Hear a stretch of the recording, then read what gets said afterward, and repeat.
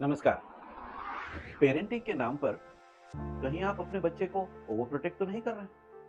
क्योंकि over protect करने से कई दुष्परिणाम हो सकते हैं। जैसे बच्चे का लेस कॉन्फिडेंट होना, डिपेंडेंट रह जाना, डिसीजन नहीं ले पाना, लो फ्रस्ट्रेशन टॉलरेंस होना, क्रिएटिविटी में कमी आना, इनिशिएटिव नहीं ले पाना।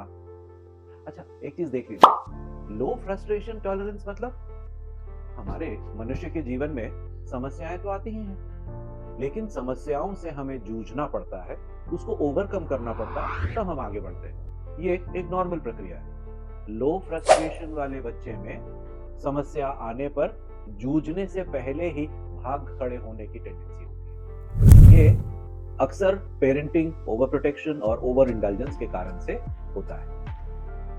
अब ना मैं एक कहानी सुना रहा हूं आपको। इस कहानी से आपको पूरी बात अच्छे से समझ में आ जाएगी। ये है कल्लू की कहानी। अब मान लीजिए आप ओके चलिए, आप मुंबई जा रहे हैं, ट्रेन से मुंबई जा रहे हैं। क्यों जा रहे हैं? क्योंकि आपका भाई वहां नया नया पोस्टिंग हुआ है और उसने कहा है कि भैया आ जाओ, और यहाँ पर बहुत बढ़िया मेरी पोस्टिंग है, बहुत बढ़िया क्वार्टर मिला है और आप लोग आइए, बहुत मजा आएगा। तो आप भी तैयार हो गए और ट्रेन से आप जाने के लिए बैठ गए। अब वीटी स्टेशन आने को है, तब से ही आप उत्सुक तो हैं ही, और आप ना ऐसे ही ट्रेन जैसे जैसे प्लेटफॉर्म के अंदर घुस रही है, उस समय ना आप थोड़ा सा झांक झांक के बाहर की तरफ देखते हो। ये अरे भैया कहाँ, भैया कहीं, अरे ये करते करते करते करते सडनली आपकी नजर इस बच्चे पर पड़ता है। करीब 12 साल का होगा, 12-13 साल का होगा। ऊपर एक बनियान है, किसी कभी वो शायद सफेद हुआ करता था, आजकल तो ब्राउन है।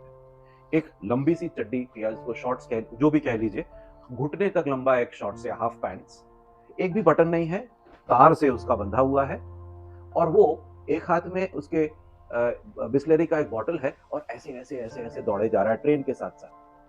पता नहीं क्या होता है, आप भैया को देखना भूल जाते हैं और इस बच्चे को देखने लगते हैं। ये बच्चा कौन है मालूम? ये बच्चा है कल्लू। ये 12 साल का लड़का, सडनली मान लीजिए एक फ्लैशबैक आता है और कल्लू की कहानी आपके सामने आ जाती है। कल्लू, उसके माँ बाप मजदूर हुआ करते थे।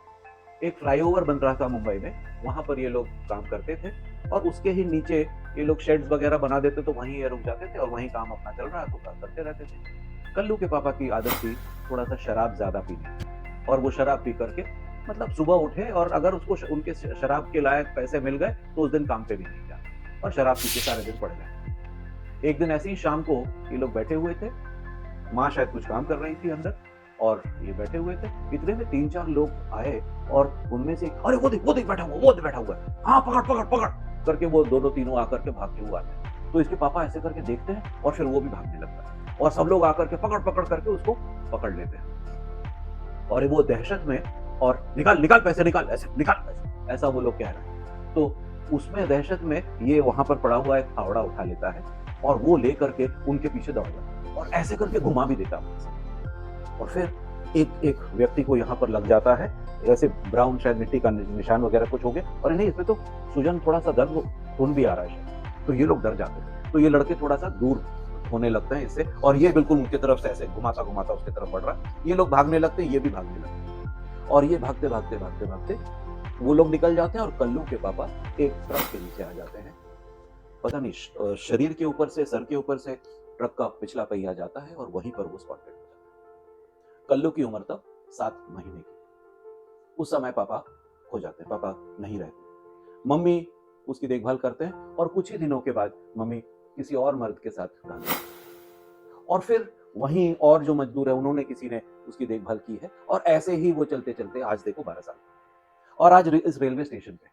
आप समझ पा रहे हैं कि कैसी कैसी जिंदगी ये जी रहा होगा।